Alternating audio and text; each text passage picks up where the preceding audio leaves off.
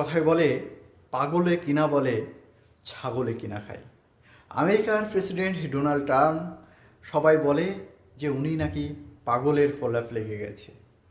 তিনি মাঝে মাঝে পাগলা ঘোড়ার মতো ছুটে বেড়ান, কখনো এমন কিছু ঘটনা ঘটিয়ে দেন যাতে সারা বিশ্ব রাজনীতি তোলপাড় হয়ে যায়।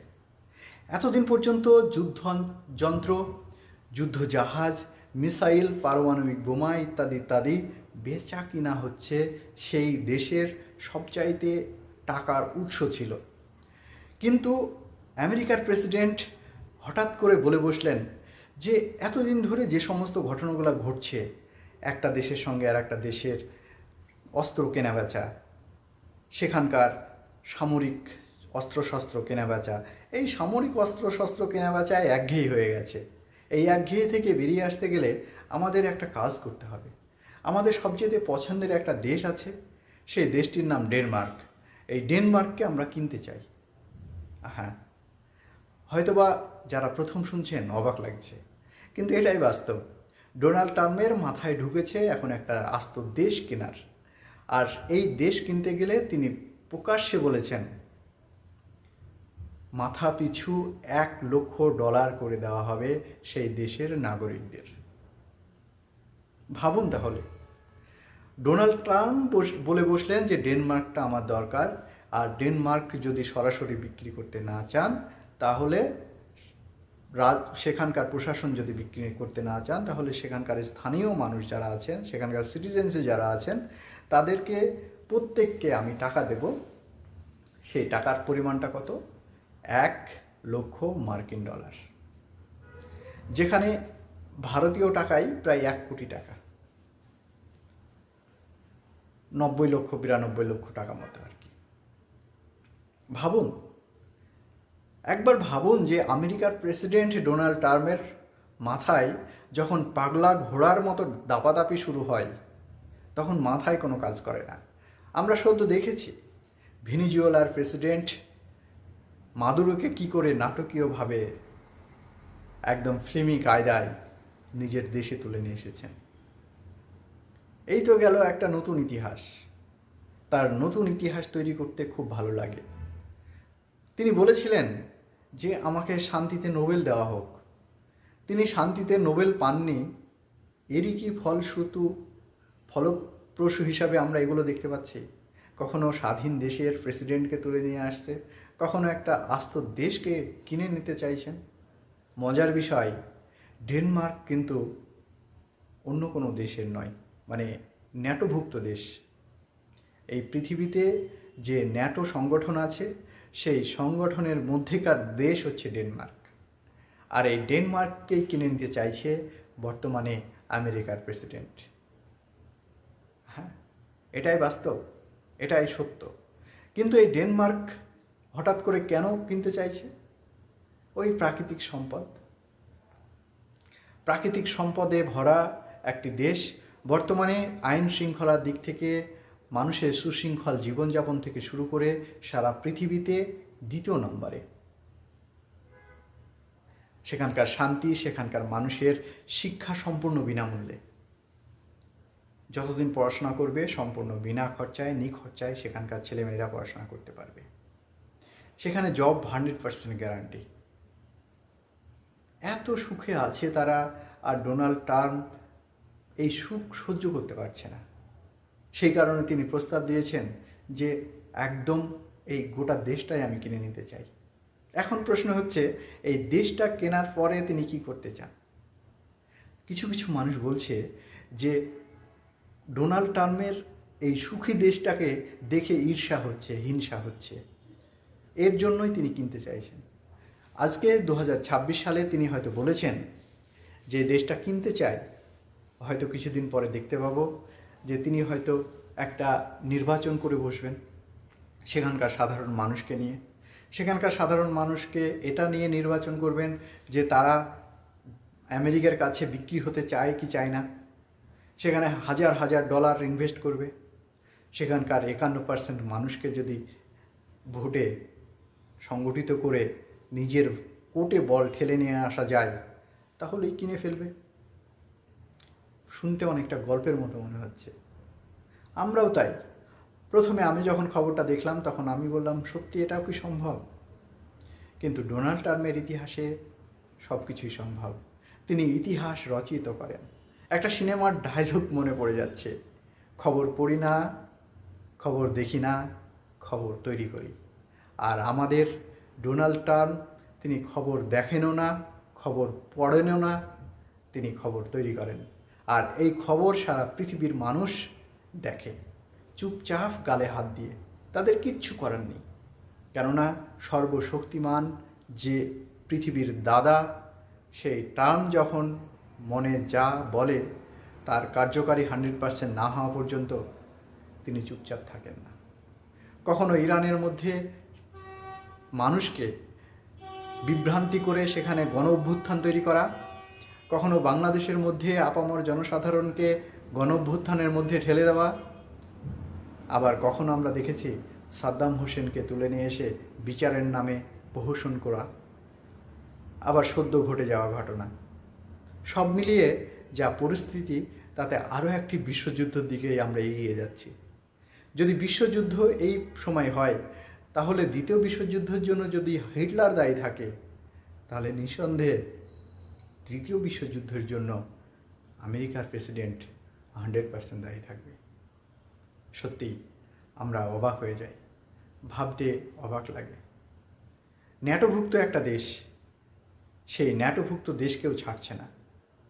মার্ক্সের ভাষায় বলতে গেলে এই কথাটি বলতে বাধ্য, এই পৃথিবীটা শাসক দলের কাছে একটি ক্ষেত্র মাত্র।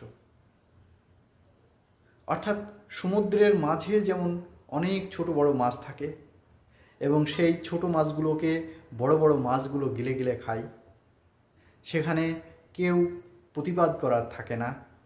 পৃথিবীতেও সেই একই রকম পরিস্থিতি চলে এসেছে।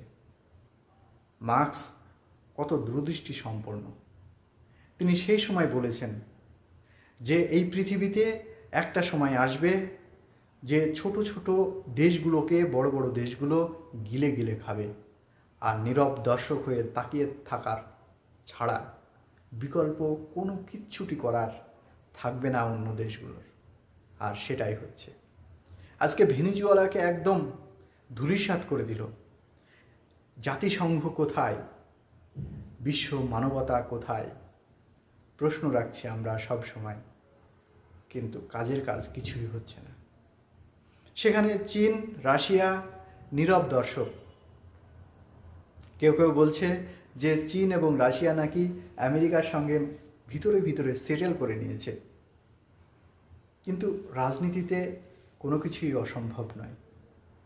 ভেনেজুয়েলার যে অপরিসীম তেল, প্রাকৃতিক সম্পদ, সেই প্রাকৃতিক সম্পদের ভাগ বাটোয়ারা নিয়ে ব্যস্ত হয়ে পড়েছেন। সরাসরি ঘোষণা করে দিয়েছে আমেরিকার প্রেসিডেন্ট, যতদিন পর্যন্ত সেখানে স্বাধীন একটি রাষ্ট্রপতি না গঠিত হচ্ছে, ততদিন পর্যন্ত আমেরিকায় সরাসরি সেখানে শাসন কার্য চালাবে। ভাবা যায়? এটা ভাবতে গেলেই অবাক লাগে। ভেনেজুয়েলার আপামর জনসাধারণ, যাদের ভোট অধিকার আছে, একটা স্বাধীন গণতান্ত্রিক দেশ, সেখানে সরাসরি বাইরের একটা দেশের মানুষ, সেই দেশের রাষ্ট্রপতি অন্য একটা দেশকে এইভাবে পরিচালনা করতে পারে। এখানে জাতিসংঘ নির্বাক দর্শক। সত্যিই তাই। যে মানুষটি একটি দলের মধ্যেকার মানুষকে ছেড়ে কথা বলে না, যে মানুষটি প্রয়োজনে নিজের দলের ভিতরের মানুষকে গুলি করে হত্যা করতে পিছুপা হয় না, এই ন্যাটোভুক্ত দেশ ডেনমার্কের দিকে তাকিয়ে বোঝা যাচ্ছে। সেখানে বাইরেকার মানুষগুলোকে তার কাছে মানুষই মনে হবে বলে আমি অন্তত মনে করি না। এই সাম্রাজ্যবাদ, যে সাম্রাজ্যবাদের উচ্চ শিখরে বসে ডোনাল্ড ট্রাম্প সাধারণ দেশগুলোকে পিঁপড়ের মতো টিপে টিপে মারছে, এর জবাব একদিন নিশ্চয়ই এই পৃথিবীর মাটিতেই হবে। তবে কবে?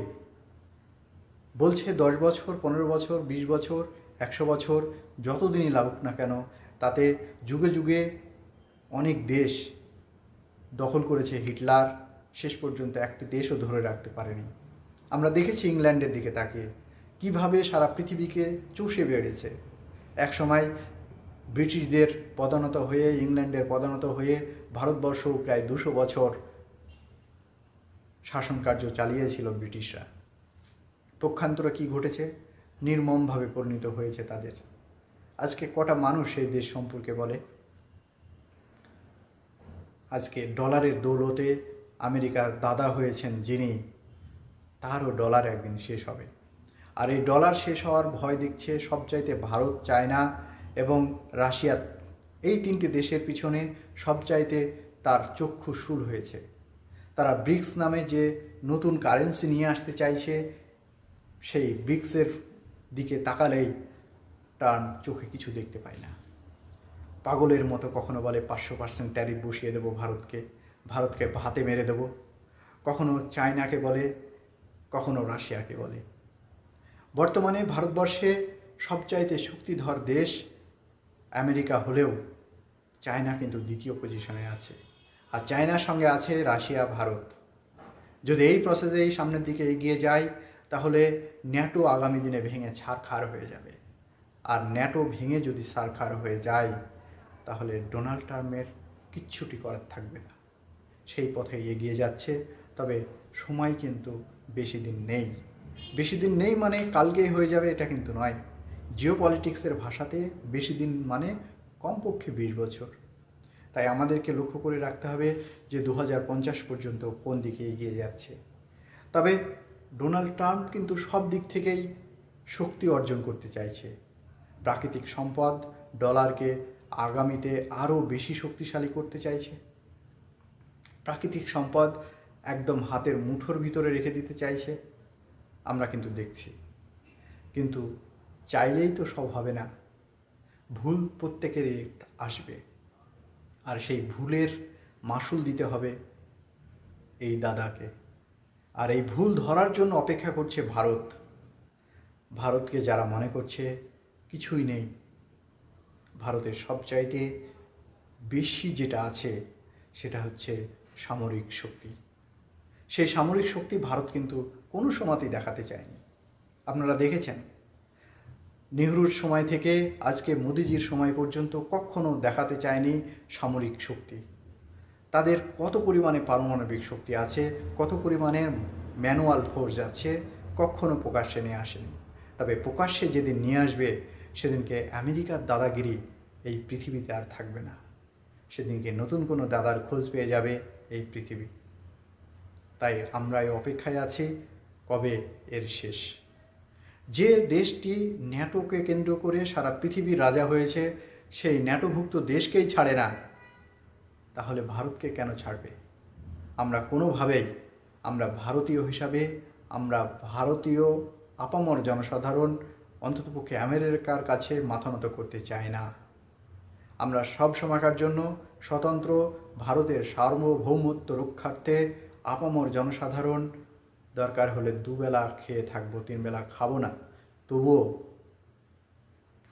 লড়ে যাব। সাম্রাজ্যবাদী শক্তি আমরা কোনোভাবেই মেনে নিচ্ছি না, মেনে নেব না। ভালো থাকবেন, সুস্থ থাকবেন আর আমার সঙ্গে থাকবেন। এতক্ষণ পর্যন্ত আমার ভিডিওটা কন্টিনিউ দেখার জন্য অসংখ্য ধন্যবাদ। যারা আমার এই চ্যানেলটি সাবস্ক্রাইব করেননি প্লিজ একটি সাবস্ক্রাইব করে দেবেন। ধন্যবাদ।